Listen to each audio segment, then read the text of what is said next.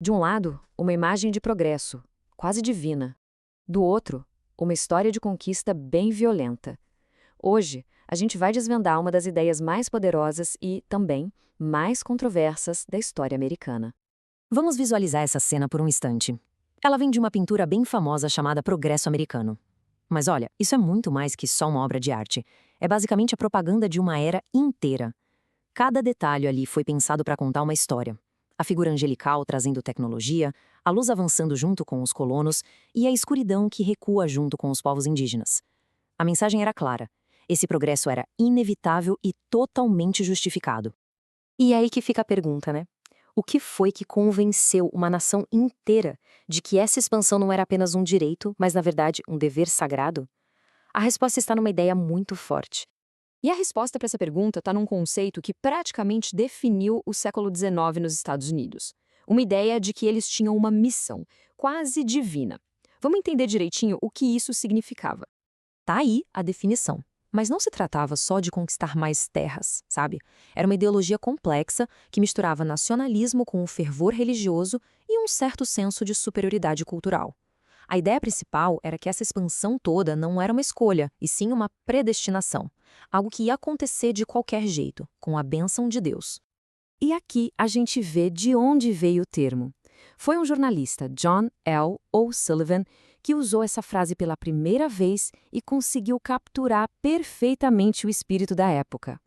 Presta atenção nas palavras que ele usa: providência, livre desenvolvimento.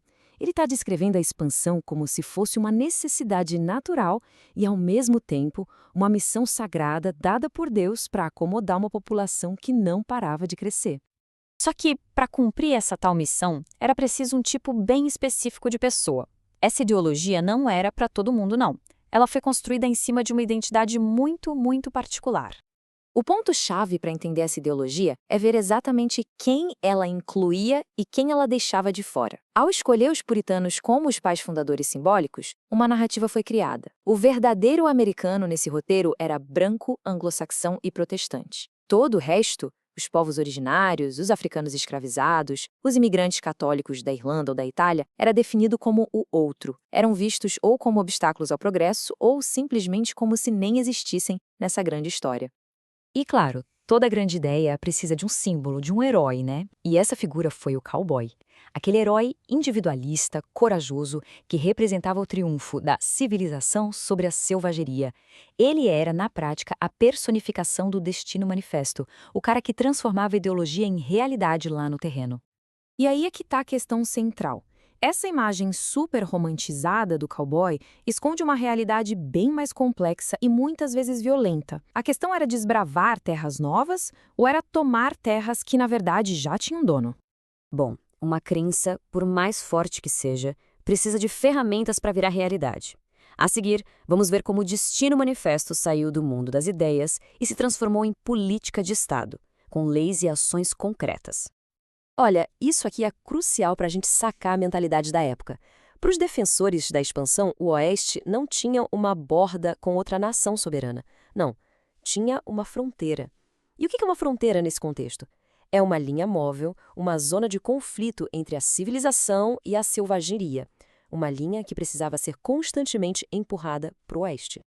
E aqui a gente vê a estratégia em ação. Foi tipo uma combinação de dois golpes. Primeiro, a doutrina Monroe, que basicamente disse para a Europa: daqui para cá quem manda somos nós. Isso estabeleceu o continente como uma área de influência exclusiva dos Estados Unidos. Depois, veio o Homestead Act, uma lei que incentivou milhões de colonos a irem para o oeste com a promessa de terra barata. Era o governo federal agindo diretamente para transformar a ideologia num projeto nacional de colonização. Só que toda essa expansão, todo esse progresso, teve um custo humano devastador. Agora, o foco vai ser no impacto que essa marcha teve sobre os povos indígenas que estavam no caminho. A propaganda da época era muito poderosa. Vendia-se um sonho, sabe? A imagem de famílias corajosas construindo uma nova vida, cultivando a terra e trazendo prosperidade para a nação. Uma visão completamente idealizada, quase um comercial de margarina. Mas a realidade era outra, bem diferente. E essa fala do chefe Satanta é um contraponto que dói. Para os povos nativos, a chegada dos colonos não significava oportunidade nenhuma, mas sim a destruição completa do seu modo de vida, da sua comida, da sua liberdade. E é importante entender que essa violência não foi algo aleatório, um acidente de percurso. Ela foi legalizada. O Indian Removal Act foi a política que deu ao governo o poder de expulsar, à força, dezenas de milhares de pessoas de suas casas, de terras que suas famílias ocupavam há séculos.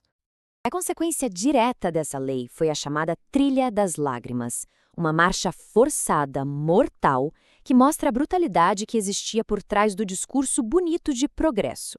A nação estava crescendo sim, mas seu crescimento era alimentado pelo sofrimento e pela morte de muita gente. Pois é, o Destino Manifesto não é só um capítulo antigo dos livros de história. O impacto dele moldou profundamente a nação e o seu legado é sentido até hoje. Esse quadro resume o paradoxo de forma bem direta. De um lado, para os Estados Unidos, o resultado foi a criação de uma potência continental, rica em recursos. Do outro, para os povos indígenas, significou a perda de quase tudo: terras, culturas, vidas. São as duas faces da mesma moeda, e é impossível entender uma sem reconhecer a outra. No fim das contas, a contradição central é essa. Uma nação que se orgulha de ser um farol da liberdade e da democracia, mas cuja fundação territorial está totalmente ligada à conquista, à violência e à exclusão. E assim, a gente termina com a pergunta que ecoa até hoje. Como uma nação consegue reconciliar essas duas versões da sua própria história? Uma que é celebrada como progresso heróico e outra que é condenada como uma conquista brutal. Lidar com esse legado duplo continua sendo um dos maiores desafios para a identidade americana.